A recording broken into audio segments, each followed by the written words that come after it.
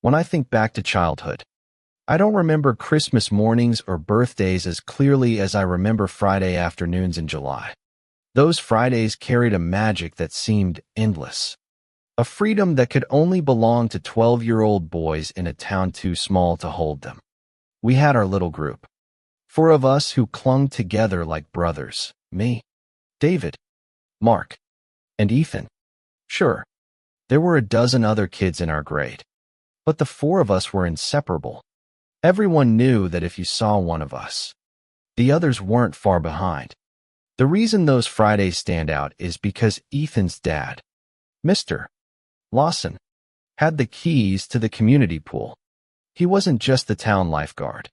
He was also a council member, which meant he could unlock the gate even after the season closed.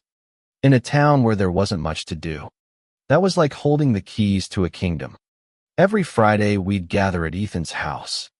Bikes clattered against the garage wall, towels draped over our shoulders, water bottles filled and ready.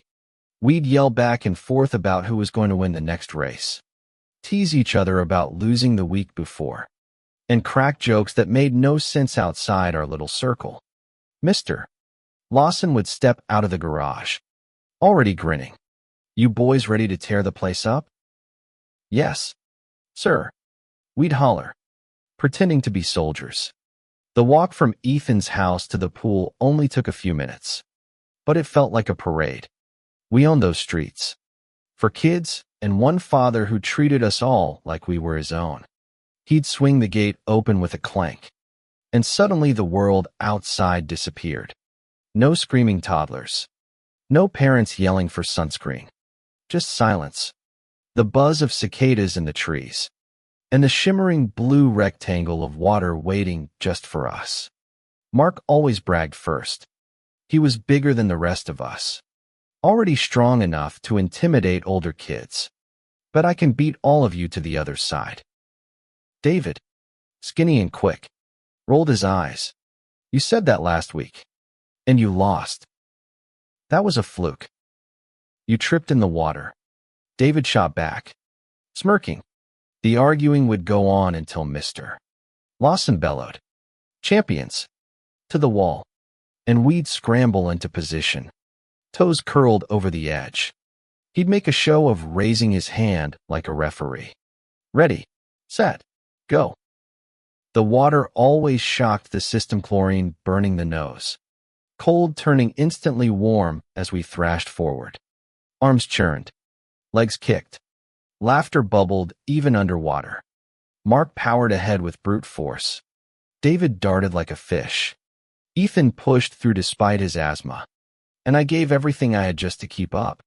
Sometimes I won, sometimes I lost, but it didn't matter.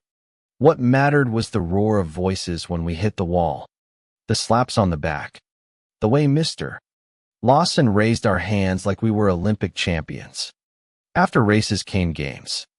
We pulled old inflatables from the shed, a giant yellow raft, a patched-up dolphin, a tube that leaked if you leaned too far. Mark always played the monster. He'd dive under, his body a blur, then erupt beneath us with a roar. We'd squeal like castaways, clinging to each other, pretending to fend off a sea beast. Mr. Lawson laughed hardest of all. Sometimes he'd even play along, pretending to referee the battle. He never looked bored, never looked tired. He was one of us, just taller, stronger, and infinitely cooler. Looking back, I think of those days as perfect. The world was simple then: school in the fall, bikes in the summer, Ethan's dad watching over us. Nothing could touch us, nothing could break us. But that's a lie. Of course, something did. If I close my eyes, I can still smell that place. Chlorine thick enough to sting the nose. Concrete so hot it burned your feet until you leapt into the water. Sunscreen smeared across shoulders. Even the faint whiff of grass clippings drifting over from the park next door. The pool had its own soundtrack too. The drone of cicadas in the trees. The creak of the lifeguard chair as Mr. Lawson shifted his weight. The slap and splash of our arms hitting the surface. without other kids around. Every sound echoed back at us like we were inside our own private arena.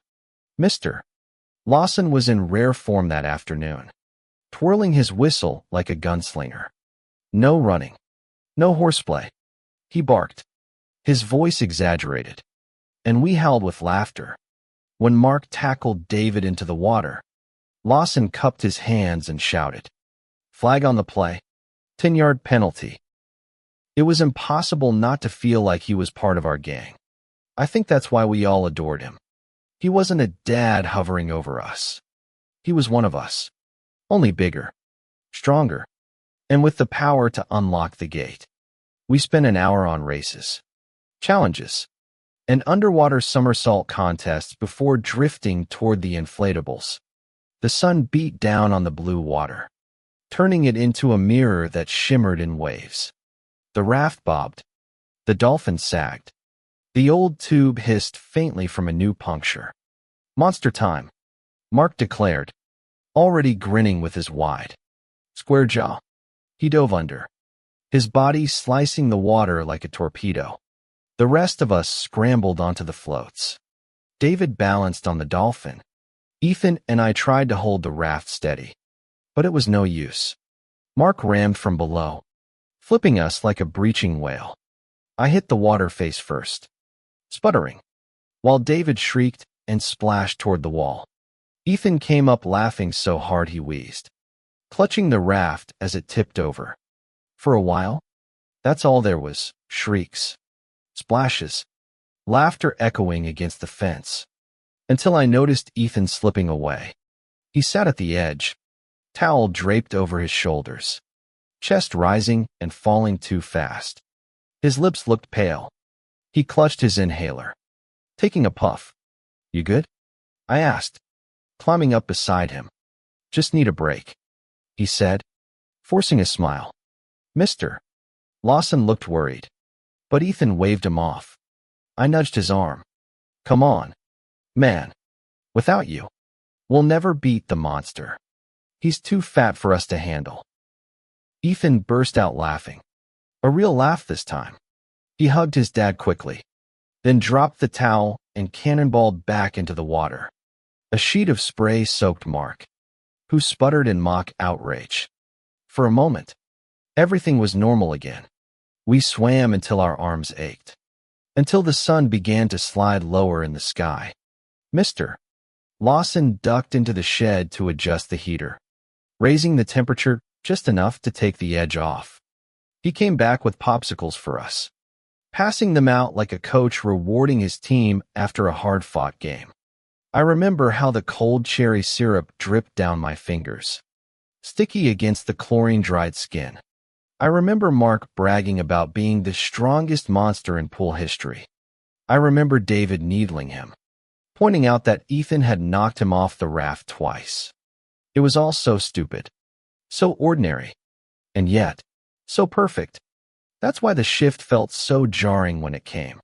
Because right when the popsicle sticks were tossed aside, right when the floats were corralled back to the shallow end, Ethan tugged at my arm and whispered, "Want to play the vent game?" I didn't even hesitate. At the deep end of the pool, right where the tiles turned dark blue, there was a circular grate about the size of a dinner plate. It wasn't unusual, just part of the filtration system. Normally, a small stream of bubbles trickled up from it as water circulated. Ethan and I had turned it into a ritual.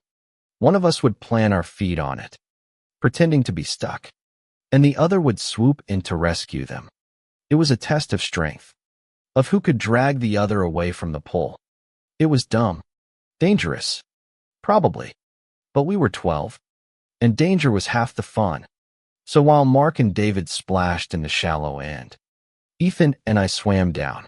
The water grew cooler as we sank, our ears popping with the pressure. The grate waited at the bottom, its bubbles rising in a steady line. Ethan pressed his heels to it and flailed dramatically. I swooped in, grabbed his arm, pretended to yank. He clung tight, eyes wide, bubbles spilling from his mouth in fake screams. We laughed into the water, The sound distorted, weirdly musical. We mouthed the words, "Help me. Oh God, help me." It went on like that for minutes. A game we'd played a dozen times before. A game that always ended in laughter. But this time, it didn't. The bubbles stopped.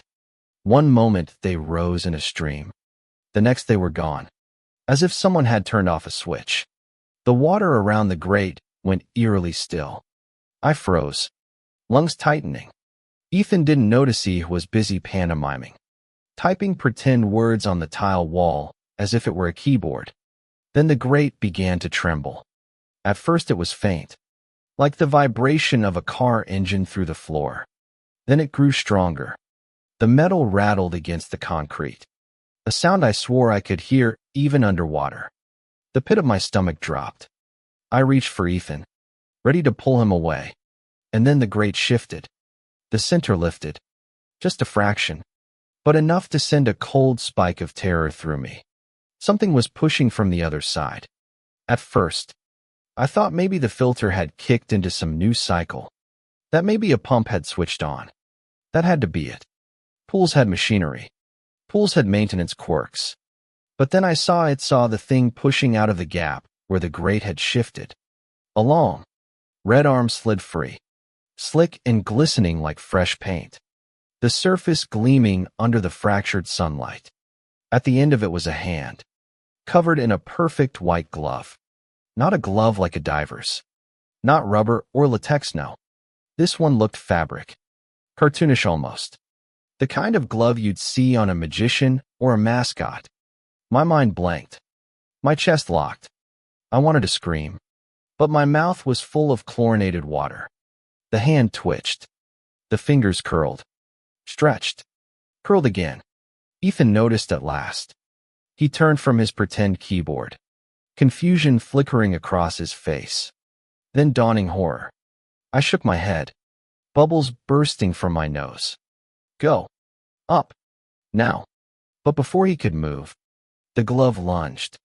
It grabbed his ankle with a speed and force that made the bone crack. The sound carried through the water like the snap of a tree branch. Ethan's eyes went wide. His scream boiled out in a storm of bubbles. Frantic. Garbled. I kicked toward him, arms thrashing. But the thing was faster. It yanked him down against the vent. His torso jammed, ribs catching on the opening. For a second I thought he might be saved, that the vent was too small, that he'd wriggle free. Then the pulling grew stronger. His chest caved in with a sickening crunch. I watched his sternum bend, his ribs buckle, the sharp edges piercing flesh. A gush of blood exploded from his mouth, curling upward in a crimson cloud that turned the water into soup. Ethan clawed at me, his fingers scraping my arm. But his grip slipped. His eyes rolled back, the white stark against the red clouding around him. The arm didn't stop. It pulled, inexorable, as if the vent were a grinder and Ethan nothing but meat. His body convulsed, bones snapping like dry twigs, until at last he slid through, inch by inch, disappearing into the black hole that shouldn't have been big enough to take him. The last thing I saw were his fingertips, limp, brushing the tile floor, then gone. The white glove remained a moment longer, almost as if to taunt me. Then it reached up, seized the grate, and slammed it shut with a metallic snap. And just like that, the water was calm again. I rocketed upward, lungs screaming, vision narrowing. I burst through the surface with a strangled gasp, hacking up water, coughing until my throat burned. Mark and David were still in the shallow end, wrestling, laughing, completely unaware.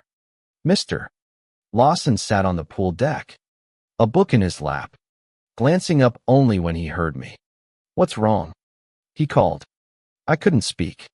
All I could do was sob, point, shake my head violently. Mr. Lawson's expression shifted instantly. He dove in, arms cutting the water like blades, surging toward the deep end. He went under. Seconds stretched into eternities. When he surfaced, his face was wild, His eyes darted everywhere. Frantic. Searching. "Ethan!"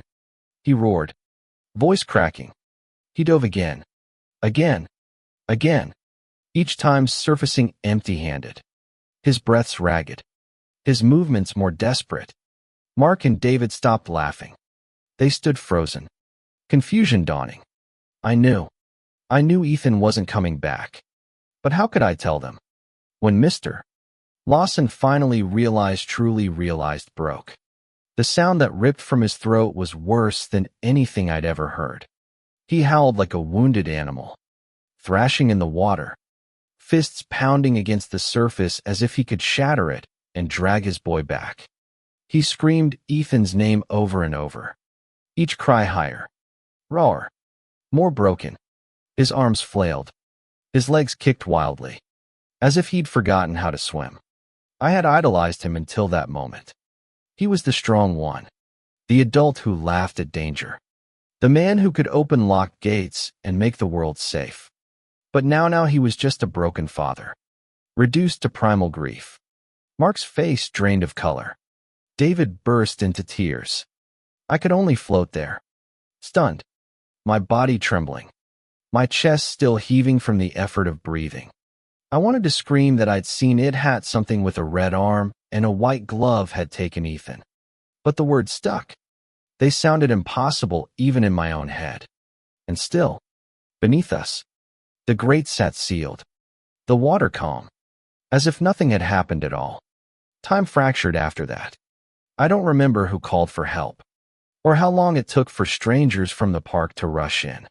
I remember hands grabbing me, dragging me out of the pool, setting me on the hot concrete. I remember the heat burning my skin as I shivered uncontrollably. Mr. Lawson fought them. He screamed. He clawed. He begged to be left alone in the water. It took 3 men to pull him out, his cries echoing against the fence. Raw and inhuman. The sirens came next. Police. Paramedics. People flooding into the space that had been ours alone. And Ethan was gone.